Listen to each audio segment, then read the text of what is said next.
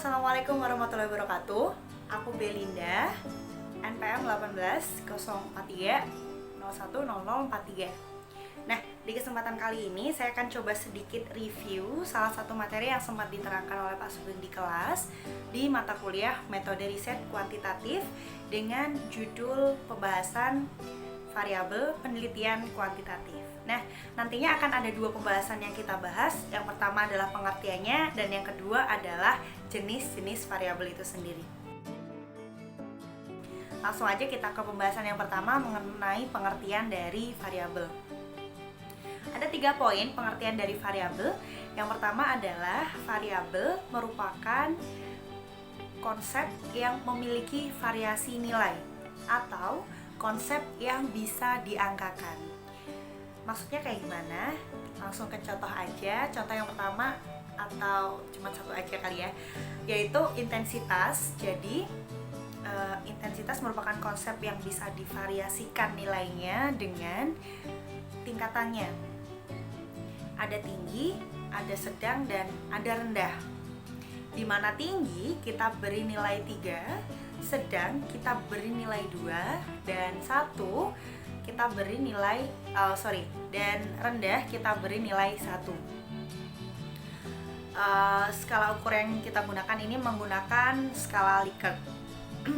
Dan untuk pengertian yang kedua, variabel merupakan konstruk atau konsep abstrak yang akan diteliti oleh peneliti dan berdiri sendiri. Untuk pengertian yang ketiga, variabel merupakan kondisi yang dimanipulasi, dikontrol, atau diobservasi oleh peneliti. Nah, kira-kira kayak gitu untuk pengertian dari variabel itu sendiri.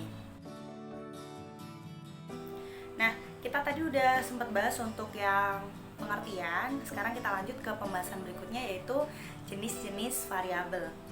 Nah, jenis-jenis variabel ini dibagi menjadi 2. Yang pertama berdasarkan dari fungsi atau hubungan, dan yang kedua berdasarkan dari sifat data. Untuk yang fungsi atau hubungan ini dibagi jadi 6. Ada 6 jenis variabel dilihat dari fungsi atau hubungannya. Yang pertama adalah variabel bebas. Yang kedua adalah variabel terikat. Yang ketiga variabel intervening. Yang keempat variabel moderator. 5 variabel kontrol, dan yang terakhir adalah variabel rambang. Akan kita bahas satu persatu. Yang pertama adalah variabel bebas atau variabel independen, di mana secara singkatnya pengertian dari variabel bebas adalah variabel yang mempengaruhi variabel lainnya. Variabel yang kedua adalah variabel terikat atau dependent variabel, di mana pengertiannya adalah variabel terikat ini merupakan variabel yang tergantung dengan variabel yang lainnya. Langsung kita beri contoh untuk variabel bebas dan terikat ya, ke judul penelitian. Jadi kalau dicontohkan judul penelitiannya seperti ini: pengaruh branding UPN terhadap pengambilan keputusan mahasiswa baru 2020 memilih UPN. Nah, dari judul penelitian itu, yang mana sih yang jadi variabel bebasnya? Yang jadi variabel bebasnya adalah branding UPN, di mana branding UPN ini merupakan variabel yang mempengaruhi variabel terikat, yaitu pengambilan keputusan memilih UPN. Kira-kira kayak gitu. Jelas ya? Nah, setelah 2 variabel itu tadi, kita lanjut ke variabel yang ketiga, yaitu variabel intervening. Apa sih variabel intervening itu? Jadi variabel intervening ini merupakan variabel penyela bahasa lainnya. Kenapa dikatakan penyela? Karena variabel intervening ini posisinya ada di antara variabel bebas dan variabel terikat. Apabila digambarkan bagan, kira-kira kayak gini bentuknya. Ini variabel bebas, ini variabel terikat, dan variabel intervening itu ada di tengah-tengah sini. Jadi variabel bebas itu mempengaruhinya ke variabel terikat itu secara tidak langsung karena ada variabel penyela yaitu variabel intervensi. Jadi contohnya adalah kita pakai contoh yang sama ya, kayak yang sebelumnya, yang variabel bebas sama variabel terikat. Pengaruh branding UPN dan teman sebaya terhadap pengambilan keputusan mahasiswa baru 2020 memilih UPN. Variabel interveningnya adalah teman sebaya itu tadi. Jadi bagaimana variabel intervening ini juga berpengaruh kepada variabel terikat, yaitu pengambilan keputusan mahasiswa baru 2020 memilih UPN. Kayak gitu. Nah, kita lanjutkan ke variabel yang keempat, yaitu variabel moderator. Variabel moderator ini merupakan variabel yang juga berpengaruh ke variabel terikat, namun dalam penelitian pengaruhnya ini tidak diutamakan. Contohnya kayak gini, pengaruh motivasi mahasiswa dan peran dosen terhadap prestasi belajar mahasiswa. Jadi pengaruh motivasi, motivasi mahasiswa itu merupakan variabel bebasnya, dan peran dosen itu merupakan variabel moderator. Dan untuk yang prestasi belajar ini tuh variabel terikat. Jadi kalau digambarkan bagannya, ini variabel bebas, ini variabel moderator, dan ini variabel terikat. Kayak gitu. Habis 4 variabel yang tadi, kita lanjut ke variabel yang kelima, yaitu variabel kontrol. Di mana variabel kontrol ini juga mempengaruhi variabel terikat. Namun keberadaannya di dalam penelitian itu dijadikan netral. Maksudnya gimana sih? Langsung ke contoh aja ya. Jadi bentar, sebelum ke contoh, ada tambahan informasi mengenai variabel kontrol, yaitu biasanya variabel kontrol ini digunakan untuk penelitian yang sifatnya perbandingan, atau biasanya dalam penelitian eksperimen. Contoh penelitiannya kayak gini. Pengaruh pendidikan antara mahasiswa S1 dan D4 terhadap keterampilan public speaking. Nah, maksudnya apa sih dari judul ini? Jadi ada perbandingan di situ, yaitu bagaimana pendidikannya mahasiswa S1 dan D4 ini berpengaruh terhadap kemampuan mereka, keterampilan mereka berpublic speaking atau berbicara di depan umum. Nah, yang dikatakan variabel kontrol itu apa sih? Variabel kontrol ini tidak dimunculkan dalam judul, tapi variabel kontrol ini dijadikan untuk apa ya? Ya pengontrol dari penelitian itu. Dari judul itu, variabel kontrolnya itu satu, topik yang akan disampaikan itu sama. Jadi bagaimana bisa mengontrol antara dua hal yang berbeda itu tadi, mahasiswa S1 dan D4 dalam keterampilannya menyampaikan atau berpublic speaking, itu dikontrolnya dengan topik pembahasannya sama yang akan disampaikan. Yang kedua adalah audiensnya sama, jadi pendengar mereka sama. Dan yang ketiga adalah media yang mereka gunakan itu sama. Contoh, mereka menggunakan laptop yang sama, atau proyektor, atau mungkin kalau memang membutuhkan whiteboardnya sama, kayak gitu. Jadi itu variabel kontrol yang diberikan oleh peneliti untuk mengontrol dua sampel itu tadi, kayak gitu. Jadi variabel yang keenam adalah variabel rambang dengan judul yang sama. Saya ulangi lagi judulnya. Pengaruh antara pendidikan mahasiswa S1 dan D4 terhadap keterampilan public speaking. Nah, lalu mana variabel rambangnya? Jadi variabel rambang ini variabel yang kehadirannya itu bisa diabaikan. Kehadirannya tidak begitu difungsikan. Contoh, jarak rumah antara kampus dengan rumah si anak itu tadi. Terus yang kedua adalah jumlah referensi yang dimiliki.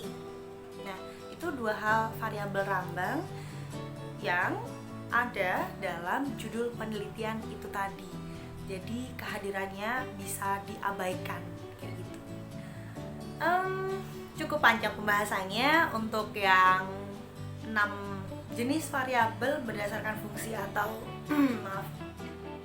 berdasarkan fungsi atau hubungan tuh udah selesai.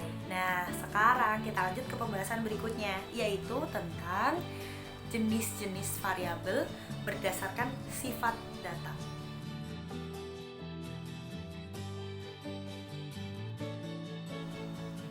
Dibagi jadi 3. Yang pertama adalah sumber data. Jadi, jenis variabel berdasarkan sifat data, yang pertama dilihat dari sumber datanya. Ada sumber data yang namanya primer dan sekunder. Primer adalah sumber data yang didapatkan langsung oleh si penelitinya. Nah, kalau sekunder itu datanya didapat dari pihak-pihak atau lembaga yang sebelumnya sudah mendapatkan data yang dibutuhkan oleh peneliti. Contoh simpel, Badan Statistik Nasional. Jadi, peneliti itu bisa ngambil data sekunder dari data yang sudah ada yang pernah diambil oleh pihak-pihak terkait, kayak gitu. Dan untuk yang kedua adalah bentuk dan sifat data. Jadi, bentuk dan sifat data ini ada 2. Yang pertama, kualitatif dan kuantitatif. Di mana kualitatif ini bentuk datanya adalah kata-kata atau kalimat. Dan yang kedua adalah kuantitatif.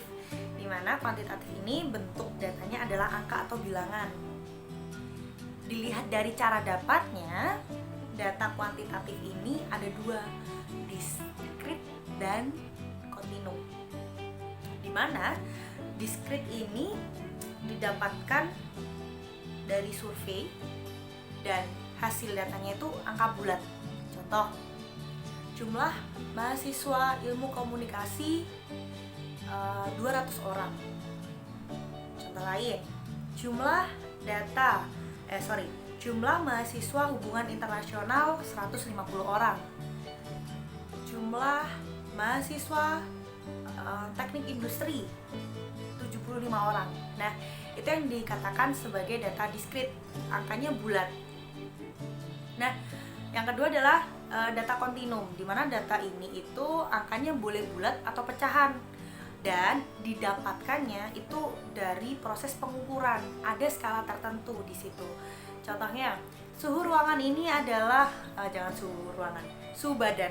Suhu badan ini adalah 36,8 derajat Celcius. Contoh lain, panjang dari tali ini adalah 30 cm.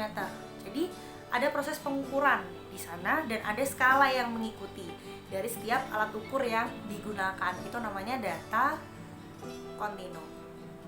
Kita lanjut yang ketiga, yaitu jenis data berdasarkan dari tingkat urutannya atau tingkat pengukuran, yaitu ada 4 noin: nominal, ordinal, interval, dan rasio.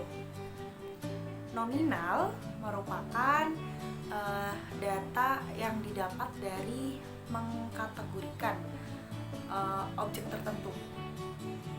Walaupun di sana ada angka yang mengikuti, namun angka itu tidak bermakna, tidak mewakili urutan tertentu. Terus kalau data ordinal apa? Jadi kalau data ordinal itu merupakan, kan tadi udah dapat tuh pengkategoriannya berdasarkan objek-objek tertentu. Di data ordinal itu diurutkan berdasarkan jenjangnya. Jadi data yang udah dikategorikan itu diurutkan berdasarkan jenjangnya. Itu di data ordinal. Dan yang perlu digarisbawahi, data nominal dan ordinal ini merupakan data yang biasanya digunakan di penelitian kualitatif. Lalu yang ketiga dan keempat adalah interval dan rasio. Apa itu interval? Jadi interval itu merupakan data yang nilai nolnya tidak mutlak. Contohnya seperti ini. Suhu ruangan ini adalah 0 derajat Celcius. Nah, 0 ini tidak serta-merta 0, nggak mungkin dia 0 gitu loh. Pasti masih ada suhu di situ. Jadi 0-nya itu nggak mutlak. Nah, kalau rasio itu 0-nya mutlak. Jadi seumpama jumlah mahasiswa yang tidak lulus itu 0. Nah, maka 0 itu nilainya mutlak. Jadi 0 itu berarti memang benar-benar tidak ada. Gitu. Dan interval sama rasio ini biasanya data yang digunakan untuk penelitian kuantitatif. Ada tambahan satu informasi lagi. Gampangnya NO, nominal dan ordinal itu juga termasuk data non parametrik. Kalau yang interval sama rasio itu merupakan data parametrik. Jadi gampangnya saya ulangi untuk yang bagian noir ya. Nominal, ordinal merupakan data kualitatif dan non parametrik. Dan kalau interval sama rasio itu merupakan data kuantitatif dan parametrik.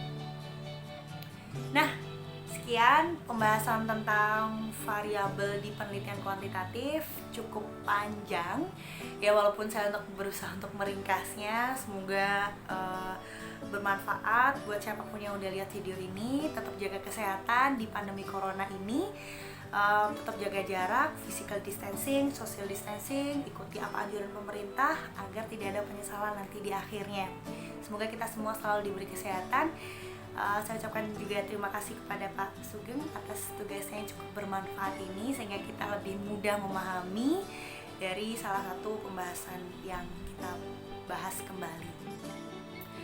Terima kasih, mohon maaf apabila ada salah-salah kata. Wassalamualaikum warahmatullahi wabarakatuh.